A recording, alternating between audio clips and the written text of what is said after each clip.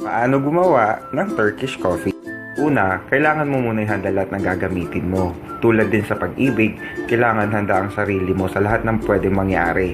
Kasi, di mo alam, bukas, makalawa, may mahal na siyang iba. O, di ikaw din ang masasaktan, di ba? Anong tawag doon? E di ikaw ang tama na ihanda mo na ang lahat ng gagamitin mo. Well, pwede ka nang magsimula. Una, painitin mo muna ang kalan tulad ng pag-iinit ko sa'yo sa tuwing kasama kita. Animal ka. Pag mainit na ang kalan, lagyan mo na ng tubig yung container na gagamitin mo sa pagluluto. Pwede mainit, maligamgam, o kahit malamig na tubig man yan. Depende kung gaano katagal gusto mong maluto. Ang pag-ibig mo, pagkatapos mo mag-init, saka mo ako iniwan, gago. Pero sana nagsimula sa malamig, pero mas matagal ang proseso, 'di ba?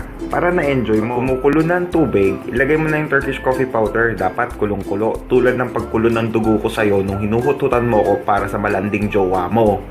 Maglagay ka ng sugar, pwedeng sweet, 2 tablespoon. Pag medium, 1 tablespoon. Pag low sugar, edi kahit kalahati. Pwede din naman ng walang sugar, tulad ng pagmamahal mo sa akin noon, walang ka-sweet-sweet, insensitive.